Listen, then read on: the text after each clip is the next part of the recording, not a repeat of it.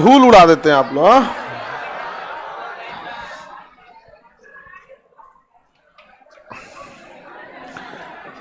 Indian map,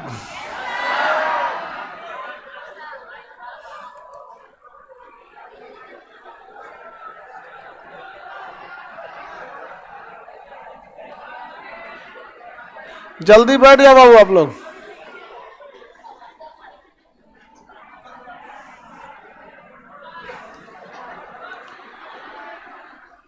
ये बीच में जो खड़े हैं, बीच में जितने बैठे हो लोग, वो बेंच है, वो आप दूसरे हॉल में जाइए, उठिए उसमें से, निकलिए। बिना मतलब का 10 ठो बैठ के पूरा क्लास को डिस्टर्ब करेगा।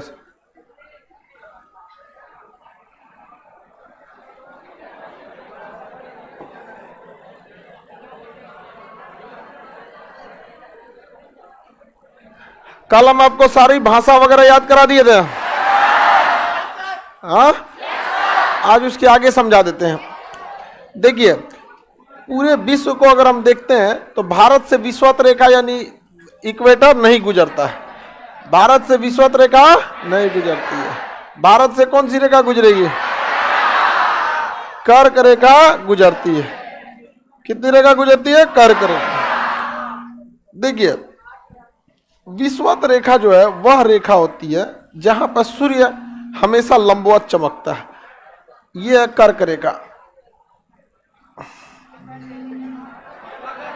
मकर रेखा। देखिए बाबू,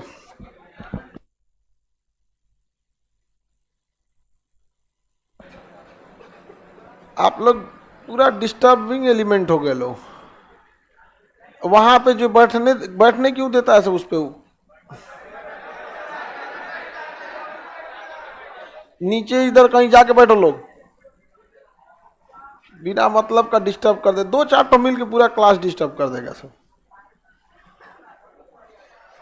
इस हॉल में जगह नहीं है तो हॉल नंबर 1-2 में जाओ। अब लिमिटेड सीट है तो ऑनलाइन भी देखना पड़ेगा। सब लोग कितना बैठ पाएंगे यहाँ पे?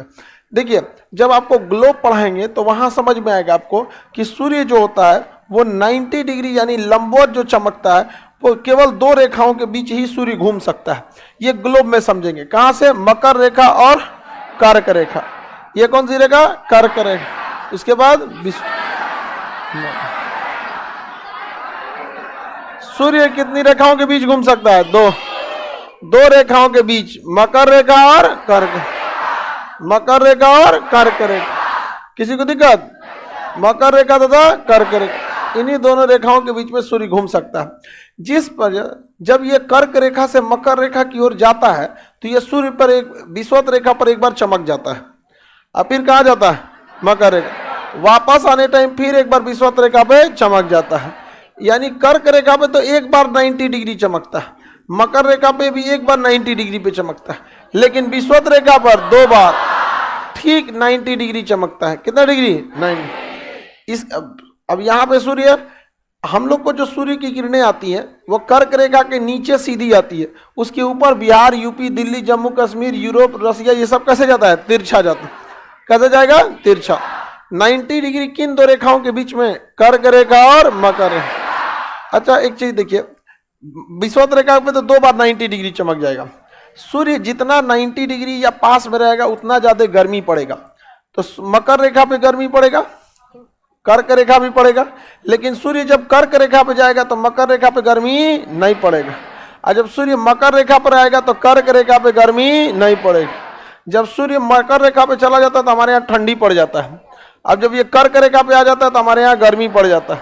समझ में आ रहा है कि नहीं आ रहा है? अच्छा, नीचे या ऊपर कभी भी जाए, दूसरा विषुवत रेखा पे हमेशा गर्मी रहेगा। विषुवत रेखा पे हमेशा गर्मी रहेगा। तो किस रेखा के पास सबसे ज्यादा गर्मी पड़ेगा? किस रेखा के पास? विषुवत रेखा से जितना नीचे जाएंगे गर्मी कम लगेगा, कम लगेगा। विषुवत रेखा को छोड़ के जितना ऊपर जाएंगे तो भी गर्मी कम लगेगा। यानी विषुवत रेखा से के पास गर्मी की मात्रा क्या रहती है? ज्यादा, क्योंकि वहां सूर्य की किरणें कैसी चमकती है? लंब, सबसे ज्यादा, जाने में भी और आने में भी। इसलिए सूर्य से दूर जाते जाइएगा तो ठंडी बढ़ेगा, ठंडी बढ़ेगा। किससे? विषुवत रेखा से। आगे बढ़े। अब देखिए, सूर्य चमकता है तो उससे रेडिएशंस निकलते हैं, तो उससे कंट्रोल करने के लिए, शरीर में बीमारी ना हो जाए, तो इसके लिए नेचर हमारे शरीर में मेलानिन की मात्रा बढ़ा देता है। तो सूर्य के किरणों को काउंटर करने के लिए किसकी मात्रा शरीर में बढ़ जाए? मेलानिन। और वह मेलानिन इंसान को काला करके झौंस देता है। क्या करेगा? काला कर देगा।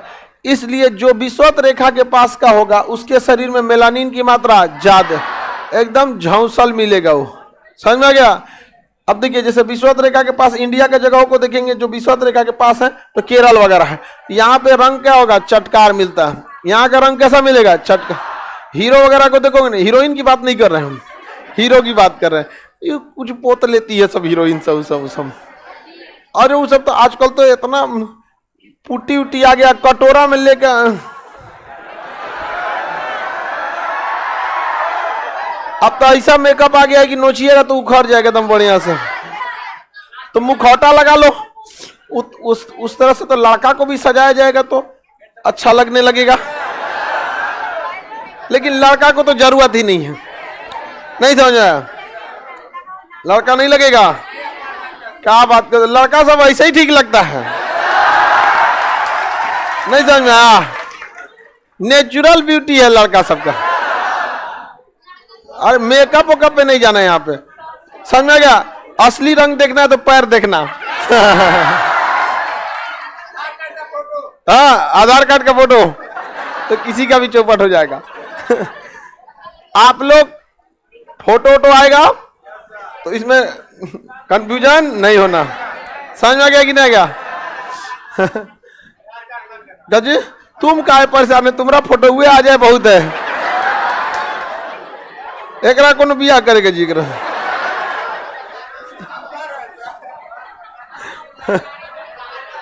चलिए अब ध्यान से समझते हैं।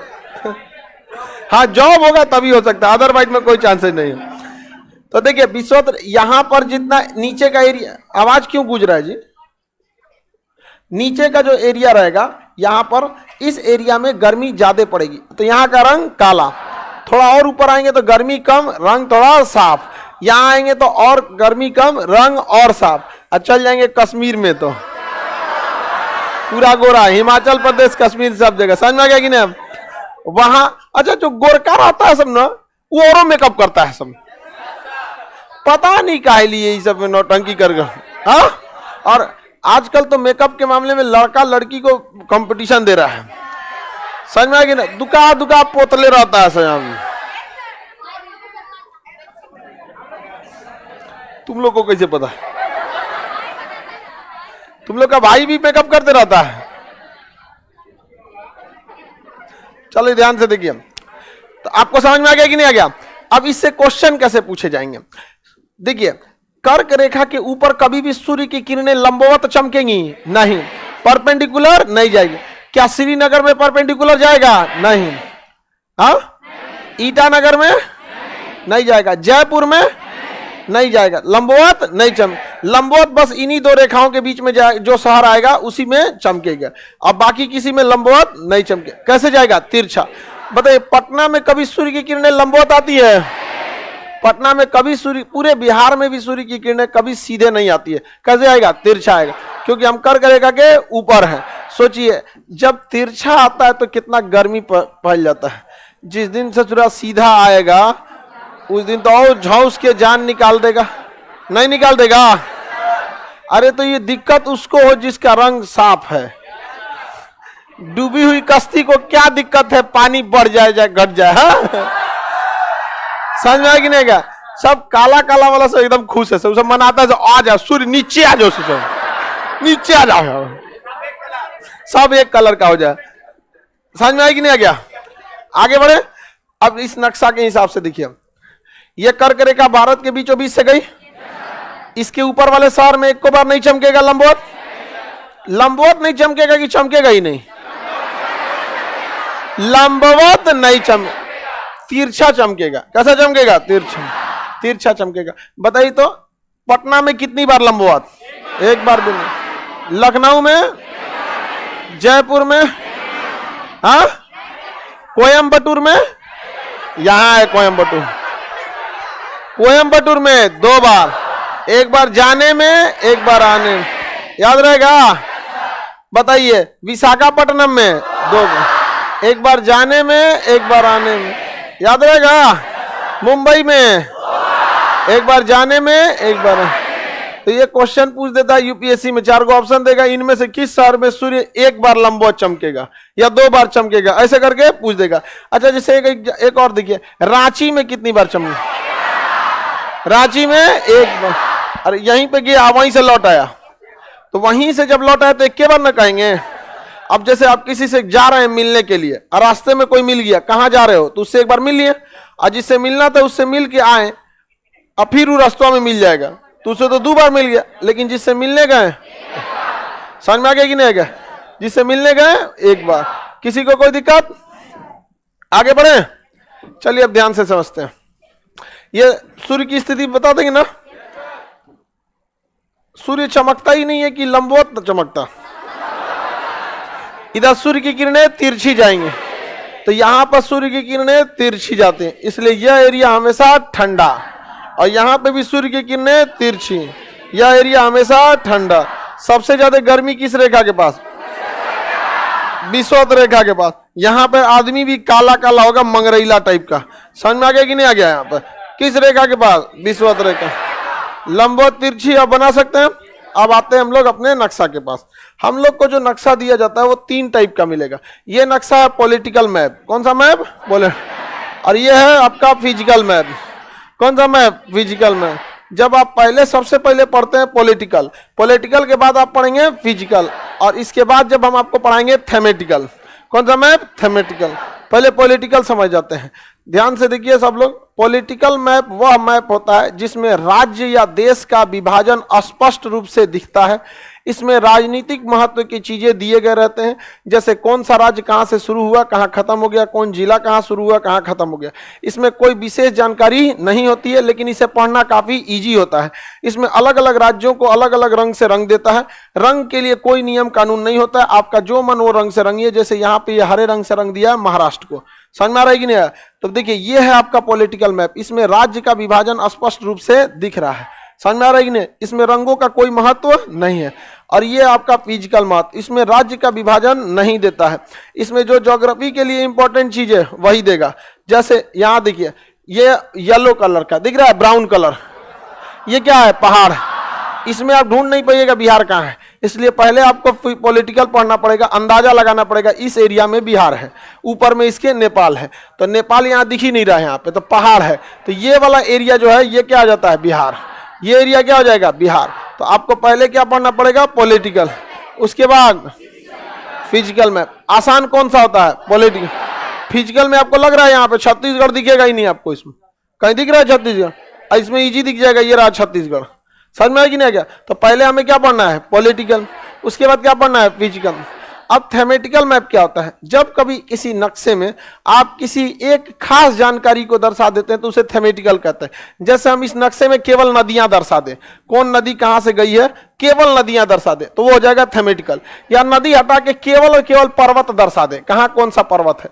तो जब हम किसी स्पेसिफिक चीज को दर्शाने लगते हैं तो उसे क्या कहेंगे, थेमेटिकल। क्या कहेंगे, थेमेटिकल।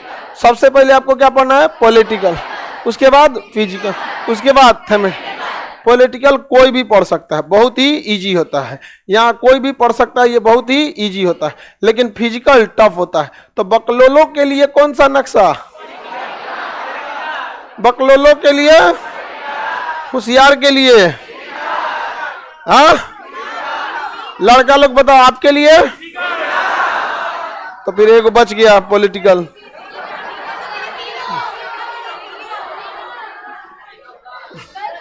फिजिकल ले लिया सब, अब बच गया कौन सा, पॉलिटिकल। आप लोग पॉलिटिकल से ही काम चले, चलिए तीनों। हाँ तो लड़की जो को दिमाग आ गया है, पता नहीं कहां से डाउनलोड मार दी, प्ले स्टोर पे मिलने लगा क्या।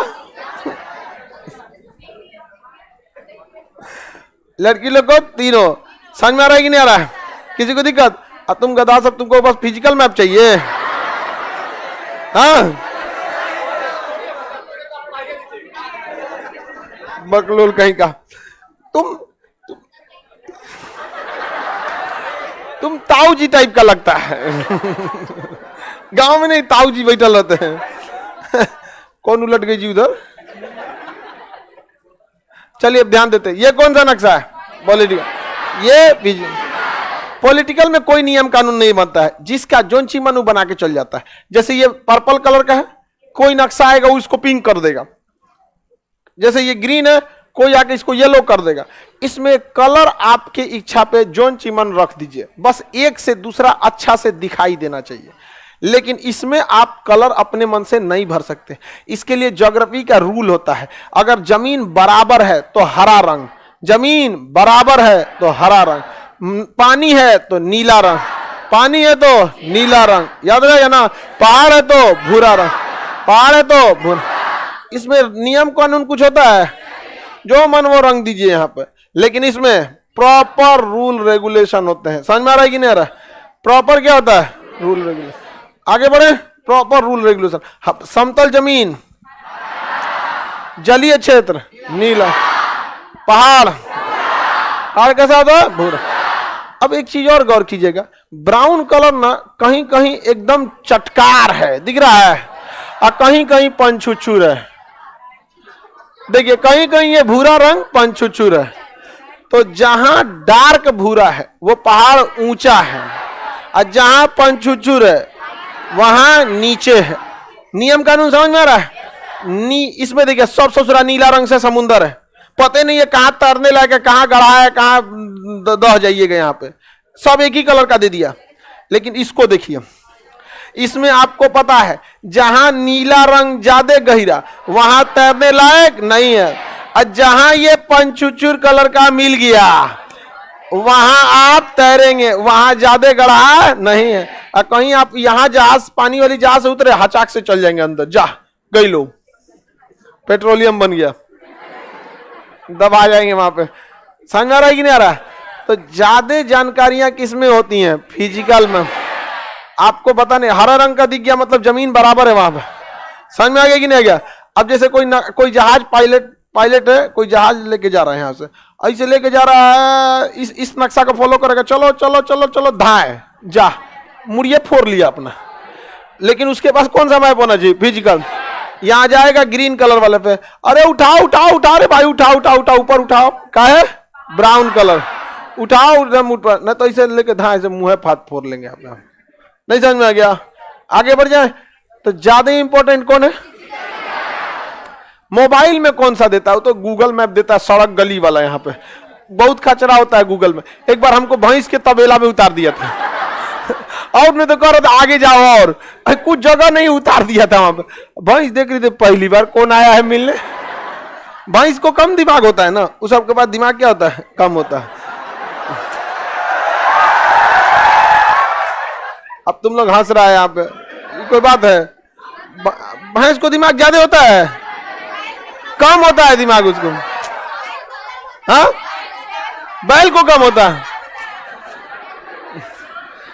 तो भैंस को लगा ना कि कोई नया जमाने का जीव है ये वापस लेके आदमी गया, गूगला कभी कभी उतार देता है इधर उधर, उसको ही नहीं समझ में आता है, साइकिल के घुसने वाले में बोलेरो घुसा देता है। तो वो अलग नक्शा होता है। तो ये कौन सा नक्शा है वो? पॉलिटिकल। ये फिजिकल नक्शा में हर एक कलर का अपना अलग अलग महत्व होता है, अपना अलग अलग महत्व होता है। समझ में आ रहा है कि नहीं आ रहा है? अगर रंग चटकार है तो उसकी वैल्यू ज्यादा, और रंग पंचुचुर है तो वैल्यू कम। इससे ज्यादा जानकारी निकाल सकते हैं कि नहीं? आगे बढ़े। थेमेटिकल तो आगे पढ़ाएंगे, जब सारा पढ़ लेंगे। तो अगर एक ही नक्शे में हम बस ये बना दे कहां कहां एयरपोर्ट है, तो क्या हो जाएगा? थेमेटिकल। या उसको हटा के एक अलग नक्शा ले लेते हैं, उसमें ये बना दे कि कौन सा हाईवे कहां से गया है। जैसे NH 1 2 3 4 5 6 7 8 9 ये 10 अलग अलग हाईवे है। समझ में आ गया कि नहीं आ गया? कोई शहर नहीं याद किया जाता है कौन कहां से जाता है, इतना याद करिएगा तो नक्शा पढ़ के फायदा क्या चीज है? समझ में आ गया कि नहीं आ गया? तो ये सबसे पहले आपको पॉलिटिकल, उसके बाद फिजिकल, उसके बाद थेमेटिकल, थेमेटिकल के बाद खत्म। तो स्टार्ट करते हैं हम लोग जम्मू कश्मीर से। स्टार्ट किया जाए। जम्मू कश्मीर, ये जम्मू कश्मीर भारत शुरू से ही विवादित रहा। समझ में आया? देखिए जम्मू कश्मीर का अगर इतिहास में देखेंगे तो ये इसमें बहुत सारी लड़ाइयाँ वगैरह हुई थी। यहाँ पे कभी ये समय था पश्तून दुरानियों के पास था, पश्तून दुरानी के बाद सिख सरदार के पास आया, सिख सरदार के बाद अंग्रेजों ने इसे ले लिया, अंग्रेजों के बाद अंग्रेज कहे सर इसको जहां जाना है जाए, तो कह रहा हरि सिंह यहाँ का राजा कि हम स्वतंत्र रहेंगे। अरे बकललवा कहीं का स्वतंत्र रहेगा तुम यहाँ पर, मारा सब पाकिस्तान वाला उड़ा दिया सब यहाँ पे, तब भारत में आके हरि सिंह साइन कर रहे हैं कि हम आप भारत में ही मिलेंगे, बहुत मारा है सब हमको वहां पे, पाकिस्तान वाला जाएंगे पाकिस्तान में रहने के लिए यहाँ पे। तो यह कश्मीर है, अगर फिजिकल नक्शा में कश्मीर को देखिएगा तो केवल पहाड़ मिलेगा, कश्मीर में केवल क्या मिलेगा, पहाड़, और ये बड़े ऊंचे ऊंचे पहाड़ मिलेंगे सब कश्मीर के क्षेत्र में, कश्मीर के क्षेत्र में पहाड़ की कोई कमी नहीं है। देखिए दो पहाड़ों के बीच में अगर 2-4 किलोमीटर का गैप है, एक पहाड़ इधर है, 2-4 किलोमीटर के बाद पहाड़ उधर है, तो बीच में खाली जगह में इंसान शहर बसा के रख लेता है। जैसे उत्तराखंड के जितने शहर है ना ऐसे ही मिलेंगे सब, एक पहाड़ उधर है और 3-4 किलोमीटर बाद दूसरा पहाड़ है। जब दो पहाड़ों के बीच में अच्छा खासा गैप होता है तो उसमें शहर बस जाते हैं, जिसे हम घाटी कहते हैं। क्या कहते हैं, घाटी।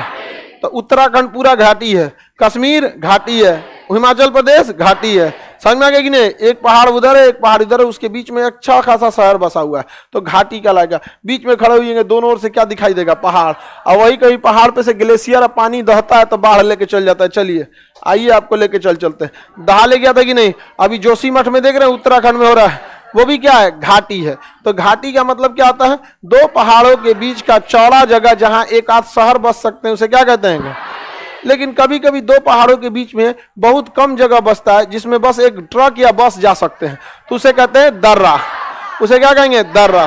क्या कहेंगे, दर्रा कहा जाता है। तो दो पहाड़ों के बीच का पतला रास्ता दर्रा, और दो पहाड़ों के बीच का चौड़ा रास्ता घाटी। जम्मू कश्मीर में घाटी भी बहुत ज्यादा है और जम्मू कश्मीर में दर्रा भी बहुत ज्यादा है, दर्रा भी बहुत ज्यादा है। जम्मू कश्मीर भारत के किस दिशा में आएगा, उत्तर दिशा में।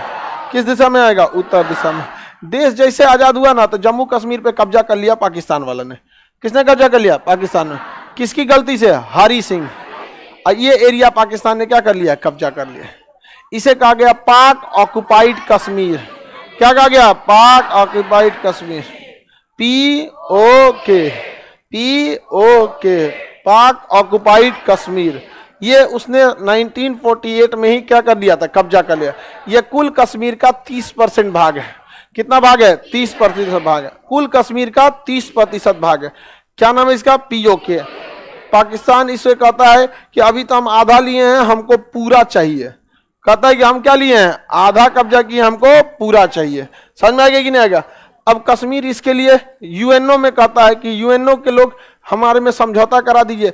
कश्मीर के लोगों से ही पूछ लीजिए कि कहाँ रहना चाहते हो, कहाँ रहना चाहते हो। अब इधर कश्मीर में लगा था 370, बाकी के लोग वहां रह नहीं सकते थे, और वहां के लोगों को पाकिस्तान ने क्या कर दिया, भड़का दिया, ताकि तुम कहाँ रहो, पाकिस्तान में आ जाओ। पाकिस्तान जब भी आतंकवादियों को भेजेगा ना तो याद रखिएगा वो टोपी जरूर पहनाएगा नमाज पढ़ने वाला, और कुर्ता पहनवाएगा। और जब आतंकवादी मरेगा ना तो कहेगा आतंकवादी नहीं मरा है, मुसलमान मरा है, जानबूझ के वहां। अरे बुलेट प्रूफ पहना के भेजो और लोगों की जान लेगा, हम लोग मारेंगे उसको बढ़िया से। तुम बुलेट प्रूफ पहना के भेजो, चाहे कुछ भेजो, जिन्ना को भेजो, पिटा के जाएगा यहाँ से।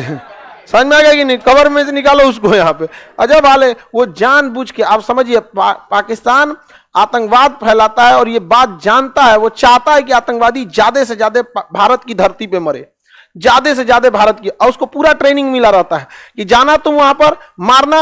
अब मारने के टाइम पे पाकिस्तान का नाम मत लेना, नहीं तो पाकिस्तान बदनाम होगा। अल्लाह अकबर बोलना, मारने के टाइम अल्लाह अकबर बोलना। आप टेंडेंसी समझ रहे हो उसकी। वो यहाँ के 20 करोड़ लोगों को कहता है, ये सोचता है ना कि यहाँ के भारत के लोग क्या करेंगे, इसके चक्कर में बदनाम होंगे यहाँ पे रहने वाले। अब एक बात बताइए, आप बंदूक लीजिए और किसी को गोली मारिए, खान सर की जय, खान सर की जय, धाए, कौन फंसेगा, कौन फंस रहा है। ये तो एक नॉर्मल आदमी भी जानता है। अब कैसे बम मारेगा, अल्लाह अकबर, अल्लाह अकबर। किसको फंसा रहा है, अच्छा उसको लगेगा अल्लाह उसको बहुत इज्जत देगा। पहले इतना मार मारेगा कि तो तूने जिंदगी जीने के लिए पृथ्वी पे भेजे थे, बदनाम करके हमको आ रहा है। वो यही चाहता है कि कैसे भी करके वो क्या कर सके, यहाँ पे हिंदू मुस्लिम में फूट कर सके। लेकिन भारत के लोग भी बढ़िया से उसको दूर देते हैं, और वो चाहता है पाकिस्तान की जब वहां आतंकवादी मारे जाएं सब, तो भारत उनके साथ बदतमीजी करे। भारत ऐसा नहीं करता है। जब मारे जाते हैं तो इनको खूब अच्छा से कफन पहना के दफना देता है। पहले पाकिस्तान से पूछता है ले जाओगे इनको, कहा कि हमारे यहाँ के ये लोग थोड़ी हैं। तो भारत भी कहता है कि जो यार जिसके एक आध गो लड़का रहते हैं से उसको ना ध्यान रहता है, 35-40 गो 1 गो लड़का होंगे से क्या पता रहता है। आगे बढ़े तो पाकिस्तान उन लोग को लेता नहीं है। कारगिल में नहीं लिया था, कारगिल की लड़ाई में नहीं लिया था, उसने कहा था हमारे यहाँ के नहीं है, यहाँ पे तो हमारे यहाँ के नहीं है तो भारत में कहां से चले आए सब यहाँ पर। तो अब हो सकता है पड़ोसी का हो तो पाकिस्तान वहां से नहीं लेता, भारत यहाँ पे क्या करना पड़ता है, वापस करना पड़ता। तो ये हो गया आपका कौन सा जगह, पीओके, पीओके पाक ऑक्युपाइड कश्मीर। कब कब्जा किया, 1958 पीओके को कब्जा कर लिया। अब ये जो पीओके है ना, इस पीओके का 3 हिस्सा है। इस पीओके का कितना हिस्सा है, 3। ये तो पीओके हो गया, इसमें 3 भाग में बांटा हुआ है। इधर वाला कहलाता है आपका आजाद कश्मीर और गिलगिट आजाद कश्मीर बाल्टिस्तान। देखिए ये ऊपर ये वाला हो गया आपका आजाद कश्मीर, ये हो गया गिलगिट बाल्टिस्तान आजाद कश्मीर। 3 भाग में बांटा है उसको। कितने भाग में बांटा है, 3। गिलगिट बाल्टिस्तान आजाद कश्मीर, गिलगिट बाल्टिस्तान आजाद कश्मीर, गिलगिट बाल्टिस्तान आजाद, याद रहेगा, गिलगिट बाल्टिस्तान आजाद। इन तीनों को मिला के क्या कहते हैं, पीओ। और एकदम बॉर्डर पे इसकी राजधानी है मुजफ्फराबाद। क्या नाम है, मुजफ्फराबाद। एकदम बॉर्डर पे राजधानी क्या है, मुजफ्फराबाद। इंटरनेशनल टेररिस्ट यूनिवर्सिटी कहाँ है अरे वो आतंकवादियों का ईपी सेंटर है, वो वहां पे सब वहीं से ट्रेनिंग लेता है सब। अब उसके बाद उन सब का अलग अलग कैडर डिसाइड किया जाता है। आप इंडिया कैडर के हैं, हमारे यहाँ कैसे यूपीएससी निकालने के बाद बिहार कैडर है, यूपी कैडर है, तो वहाँ आतंकवादी इंटरनेशनल सप्लायर है वहाँ का। तो वो कहता है कि आप अमेरिका कैडर के हैं, आप भारत कैडर के हैं, आप यहाँ कैडर के हैं, अलग अलग जगह पे थूर थार के बांटते रहता है वहां पे। समझ में आ गया कि नहीं आ गया। तो मुजफ्फराबाद, पीओके की राजधानी मुजफ्फराबाद, पीओके की राजधानी, पीओके कितनी भाग में है, गिलगिट बाल्टिस्तान आजाद।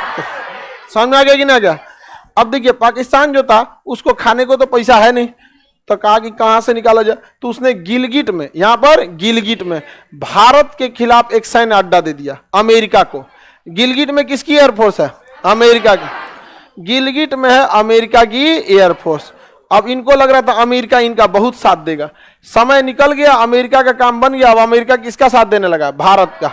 तो कहता है अमेरिका से कि अपना अड्डा लेके जाओ वापस। अमेरिका बोला क्या बोला रे तुम, क्या बोला, कहा कुछ नहीं बस ऐसे कह रहे थे, भाड़ा उड़ा थोड़ा बढ़ा दीजिए यहाँ पे, हाँ थोड़ा भाड़ा बढ़ा दीजिए, बहुत किराया बढ़ गया, देख रहे हैं पटना में भी किराया बढ़ गया, तो भाड़ा बढ़ा दीजिए वहां पे। तो भाड़ा उड़ा बढ़ा देता, हाँ कहा भाड़ा बढ़ाने का बोलना, कहो जाने के लिए तो ओसामा के पास तुमको पहुंचा देंगे यहां से। अब यहाँ के अड्डा से ये इस वाले अड्डा से ये अफगानिस्तान में बम गिराता है। इसलिए तालिबान वाले कहते हैं कि पाकिस्तान हम तुमको छोड़ेंगे नहीं। जब अमेरिका को मार दिए तो तुम अपनी जमीन से हमको बम मरवाए। अफगानिस्तान में सबसे ज्यादा इज्जत न अगर किसी देश की होती है तो भारत की, बहुत इज्जत करता है। वहां आज भी अमेरिका भारत से कह रहा था कि हमको बम मारने के लिए अपना सैन्य अड्डा दे दीजिए, हमको सैन्य अड्डा दीजिए, हम यहां से जाएंगे। भारत ने नहीं दिया, कहा हमारी जमीन का प्रयोग किसी दूसरे के ऊपर बम गिराने के लिए नहीं हो। और पाकिस्तान ने कहा कितना पैसा दीजिएगा, कितना पैसा दीजिएगा, कहा कि ठीक है तुमको भाड़ा दे देंगे, उसका कुछ पैसा वैसा दे देंगे। तो यहीं से पाकिस्तान ऑपरेट करता था। कहां से, गिलगिट से। कहां से, गिलगिट। गिलगिट में किसका सैन्य अड्डा है, अमेरिका। किसका सैन्य अड्डा। अब आप बताइए इन गधों को समझ में आता है, इतिहास तो पढ़ा नहीं है सब। इतिहास में हम आपको बताए थे अंग्रेज जो थे अपने सैनिक घुसा देते थे राजा के यहाँ, नाम था सहायक संधि। उसके बाद उन्हीं को क्या करते थे, कब्जा लेते। कल को अमेरिका को अगर युद्ध करना है तो पाकिस्तान में तो पहले से घुस चुका है, नहीं समझा। हमारा कितना भी अच्छा दोस्त है रूस, क्या हम अपना सैन्य अड्डा दे देंगे। ये क्या मतलब है, आपकी दोस्ती अच्छी है तो बेडरूम में किसी को जगह दे देंगे। फिर वही बच्चे का शकल पड़ोसी से मैच करेगा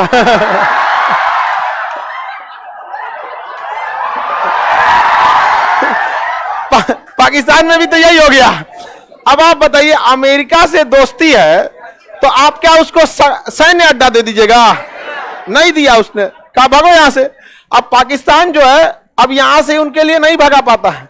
पाकिस्तान कितना भी ट्राई कर ले यहां से सैन्य अड्डा अमेरिका नहीं ले जाएगा, और जब जब मन तब अमेरिका यहीं से मार देगा। अभी कुछ दिन पहले मार दिया था अयमान अल जवाहिरी को, मार दिया था कि नहीं मार दिया था। अब अफगानिस्तान के लोग भड़के रहते हैं पाकिस्तान पर, फंस गया है यहाँ पे। समझ में आया कि नहीं आ गया।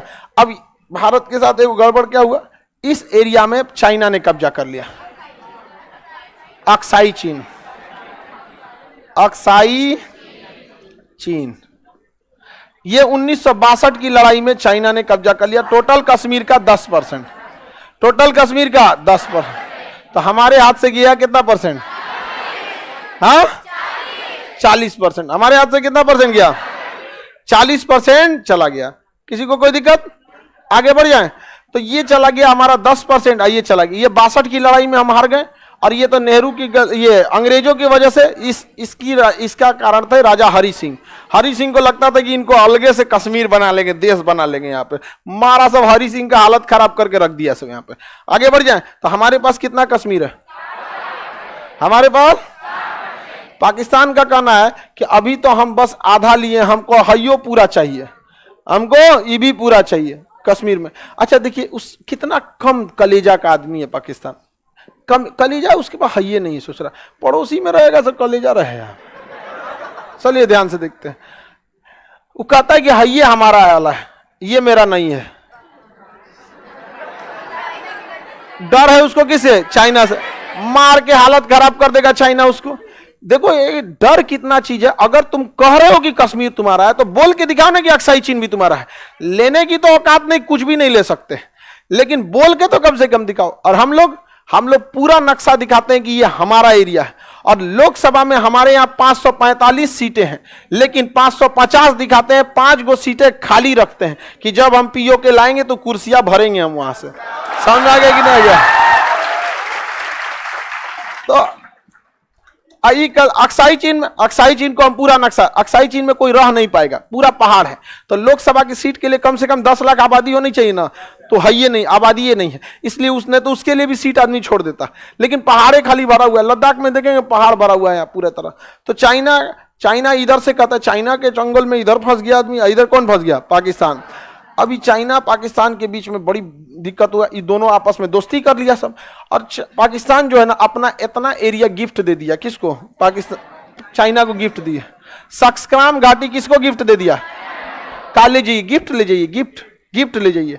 देखिए चोट्टा कहीं का गिफ्ट दे दिया, वो भी चाइना को। देखिएगा हमेशा ना जो इंसान कमजोर रहेगा ना, बड़ी ऐसा कहेगा, अरे आप आए नहीं, कभी आइए हमारे घर, कभी आइए, कभी ये कीजिए, अरे आप तो दर्शन हो गए, बड़ा उस खुश करने की कोशिश करेगा। जितने कमजोर देश होते हैं, तनी बड़का देश का कभी बोले पुतिन से, आते नहीं है रसिया कभी, अरे बाहर में जाओ तुम बताओ।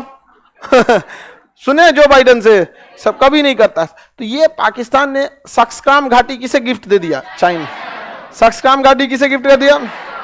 चाइना को गिफ्ट कर दिया। अब दिक्कत हो गया भारत के लिए। यहां बैठ गया है चाइना, यहां बैठ गया अमेरिका। कौन बैठ गया? अमेरिका। खैर जब हम लोग कब्जा करेंगे तो अमेरिका से पहले बता देंगे कि देख तुम टेंशन मत लेना, यहां से तुमको जाना है, यहां से तुमको हम जाने के लिए टाइम दे देंगे। नहीं तो हम जब कब्जा करेंगे ना तो चारों ओर से घेर के पानी उनी सप्लाई बंद कर देंगे, प्यासे मर जाएगा उसमें। बाय द वे हम लोग पीओके लाएंगे तो चारों ओर से उसकी सप्लाई बंद कर देगा आदमी। आगे बढ़ जाए। पीओके समझ में आ रहा है कि नहीं आ रहा? किसी को दिक्कत? कितना परसेंट है पीओके? कितना परसेंट? अब चाइना को कितना एरिया दे दिया है? चाइना 10% कब्जा कर लिया। कब कब्जा किया? 1962 में कब्जा कर लिया चाइना ने। आगे बढ़ जाए, किसी को दिक्कत नहीं। अब ये जगह हम लोग के लिए हाथ से निकला, बहुत खतरनाक जगह हो गया। चाइना की जिंदगी का सबसे बड़ा तकलीफ है ये मलक्का जल संधि, क्योंकि उसका सारा व्यापार इधर ही से जाएगा, यूरोप से, ताइवान से, संघाई से, बीजिंग से, कोरिया से, जापान से, सब इसी सागर को होके हुए जाएगा। और यहां पर है हम लोग का अंडमान निकोबार, यहां है नेवी लगी हुई। मार के वो गली में से निकलेंगे ना, मुंह कूच देगा। यहाँ पे निकलो, सोच रहा हूँ पातर गली में से निकलेगा। यहाँ पे देख रहे हैं इतना पतला रास्ते है, जहाज लेके निकलेगा, भागो भागो है, मार यहाँ निकल जाते नहीं। यहाँ हम लोग अस्थायी रूप से बैठे, मार के धो देंगे लोग हम लोग। चाइना इसीलिए डरता है क्योंकि चाइना की अर्थव्यवस्था बर्बाद हो जाएगी। अब पूरी दुनिया को कहेंगे लोग इधर से किसी को नहीं जाना है, नो फ्लाई जोन। यहाँ लड़ाई मिसाइल विसाइल चल रही है, कोई मूवमेंट नहीं हो सकता है यहाँ पे। तो चाइना को डर है यार, ये तो भारत से पंगा लेना ठीक नहीं है, क्योंकि इधर हम हमला करेंगे, इधर करेंगे, 30 जुड़ा इधर मार देगा। समझ में आ गया कि नहीं? तो चाइना के लिए सबसे बड़ी समस्या क्या है? मलक्का। मलक्का, इसलिए चाइना ने यहां से सड़क बना दिया CPEC, China Pakistan economic corridor. China Pakistan economic corridor. अब बताइए इस सड़क की जरूरत ज्यादा किसको है? चाइना। लेकिन उसने पाकिस्तानियों को ऐसा बेवकूफ बनाया, कहा कि देखो ये सड़क तुम्हारे लिए जीवनदायी साबित हो जाएगा, इस सड़क के चारों ओर हम 10,000 फैक्ट्री लगाएंगे।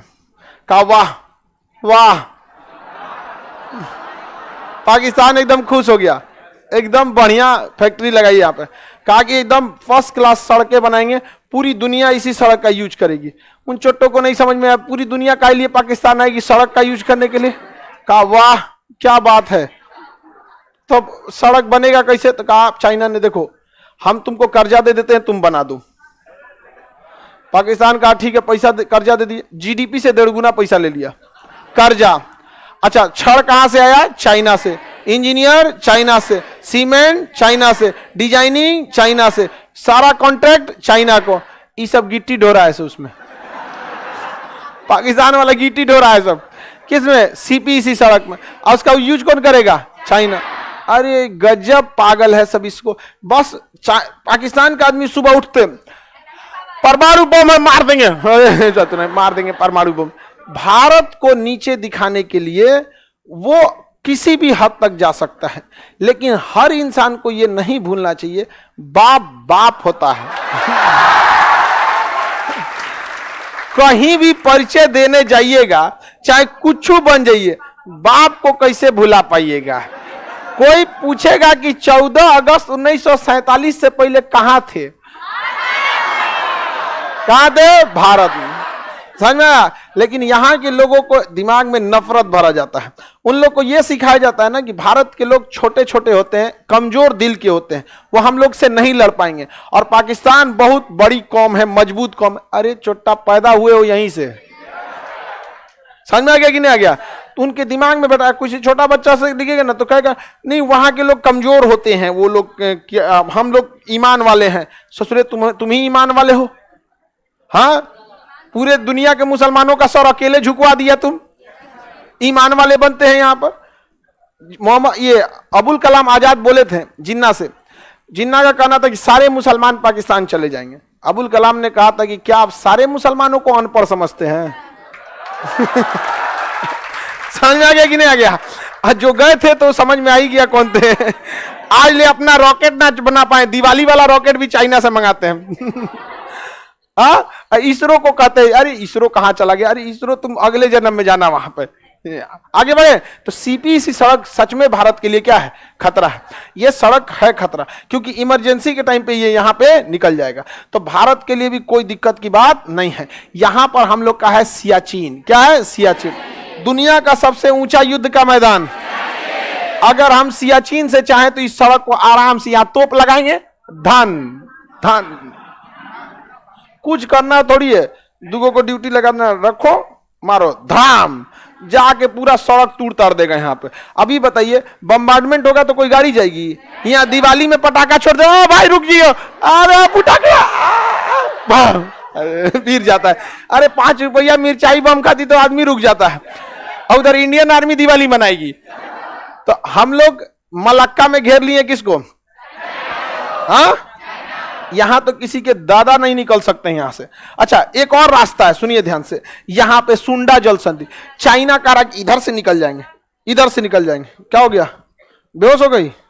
निकलने दो उसको, जल्दी सब लोग निकल, निकलो अम्मी।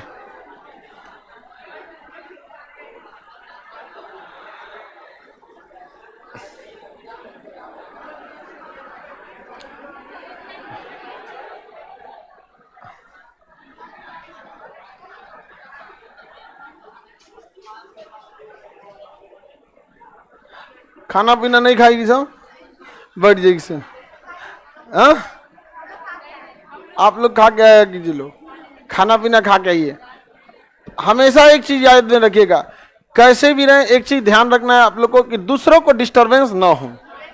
और ये बार बार लड़की लोग को ये समझाना पड़ता है, कोई बीमारी थोड़ी है उसको, खाना पीना का।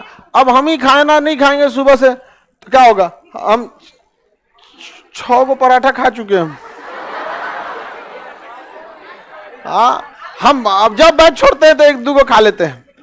बैच छोड़ेंगे, खा लो। यहाँ पे देखिए, खाने में कभी पीछे नहीं हटना चाहिए। 8-9 रोटी या पराठा खा के रहो। हाँ, 8 तो कम से कम। अपने साथ बेईमानी करिएगा जी। हाँ, अपने साथ कभी बेईमानी नहीं करना है। आदमी को दीवार जोड़ता है तो मसाला खूब बढ़िया से पिलाता है। हाँ, मसाला एक का मसाला कैसे कम हो जाएगा? नहीं समझ में आया? आगे बढ़े। लड़की सब खाने नहीं खाएगी किसी यहाँ पे। नहीं, ठीक ठाक। अच्छा, किसी के सामने खाना रहेगा तो नौटंकी कर। कोई नहीं देखेगा तो रोटी भुजिया लपेट ऐसा।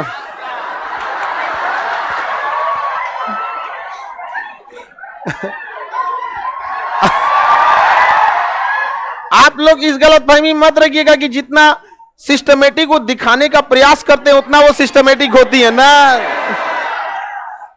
ऐसा नहीं होता है। सही बात कौन सी है? एक बार हम 12th की, जब हम 12th में पढ़ते थे तो हमारा एक लड़का साथ में नहीं पढ़ते रहते हैं, तो हॉस्टल में रहता था।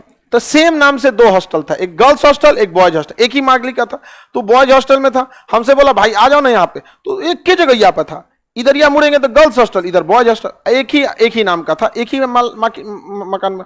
हम गलती से घुस गए किसमें, तो आगे जो रिसेप्शन होता है ना, रिसेप्शन, वहीं से हमको लग गया कि भाई, क्योंकि हम एक बार पहले गए थे, हमको लग यार तो गड़बड़ जगह। ऐसा खौराइल टाइप का बना, कोनो एगो का जुआ निकाला है। हम के भाई गलती हो गया।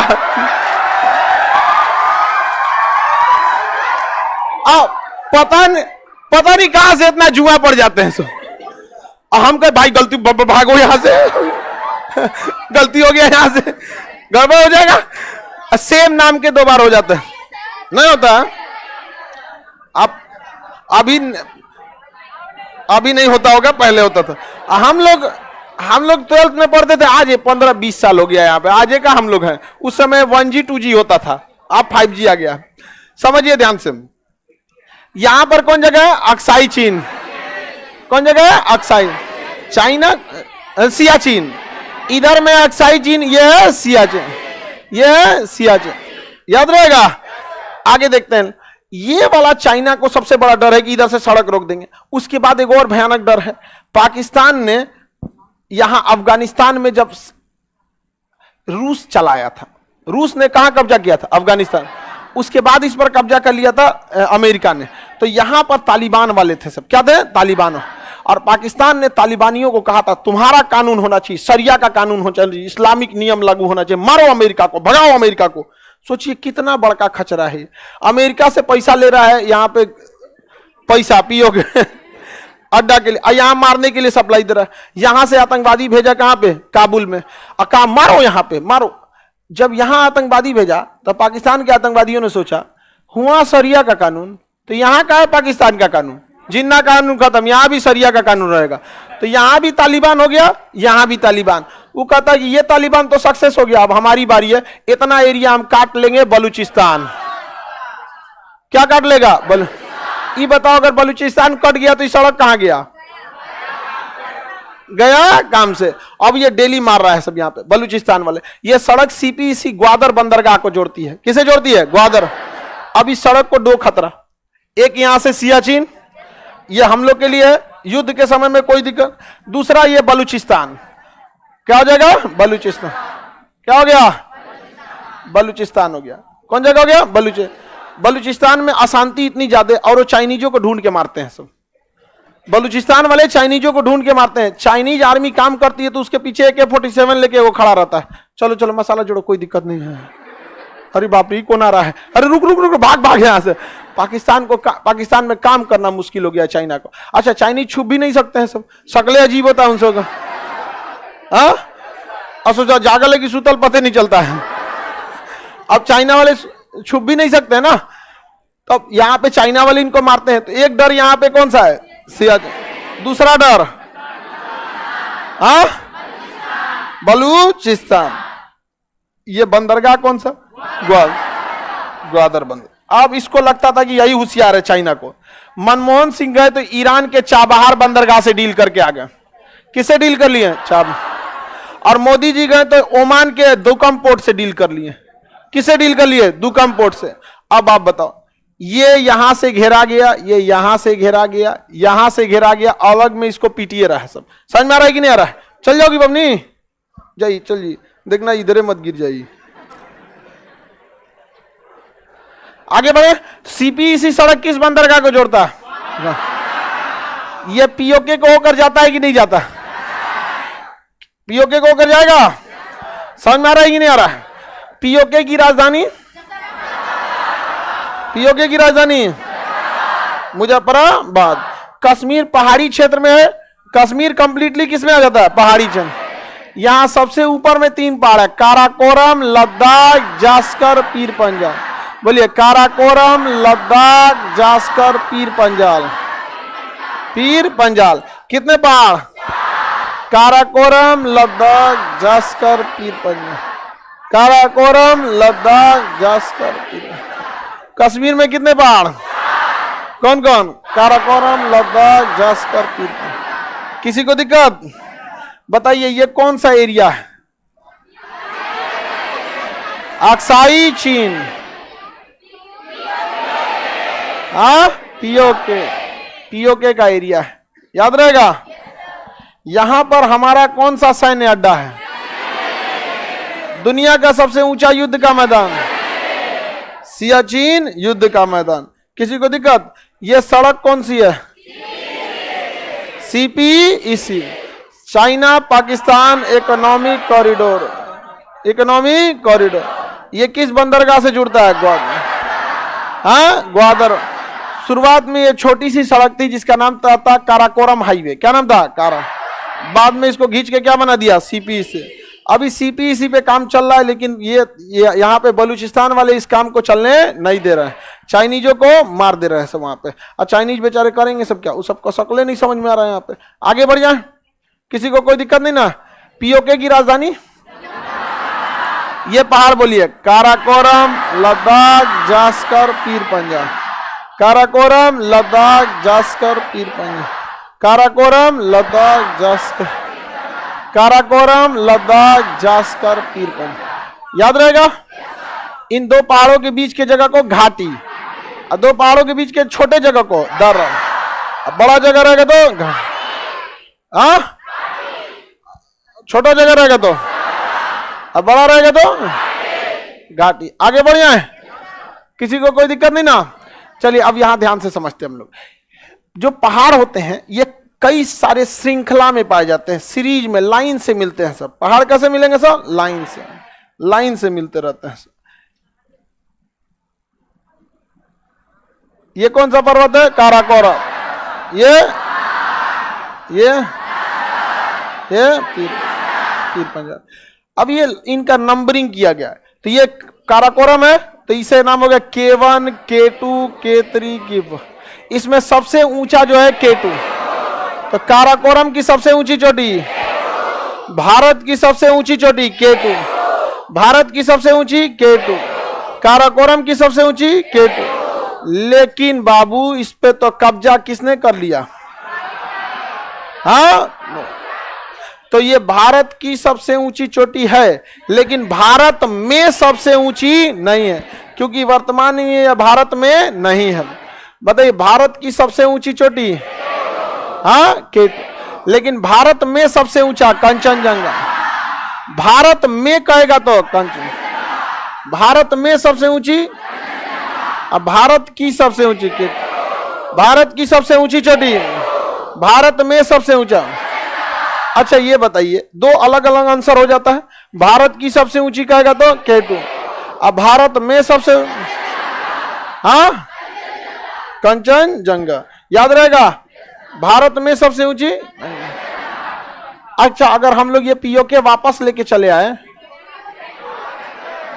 तो भारत की सबसे ऊंची K2, भारत में सबसे ऊंचा क्या? अतः यह क्वेश्चन ज्यादा देर तक के लिए नहीं है। जब आ जाएगा पीओके, ये भूगोल चेंज हो जाएगा। इतिहास क्या है? भूगोल चेंज होता है। समझ में आ रहा है कि नहीं आ रहा? किसी को दिक्कत? बताइए, भारत में सबसे ऊंची कंचन, भारत की सबसे ऊंची, इसकी ऊंचाई कितनी है आप ढूंढ के लाएंगे, आपको ढूंढ के लाना है, ठीक है। चलिए, अब यहां कौन कौन से दर्रे हैं, इस सब के क्लास कल मंडे को करेंगे, ठीक है।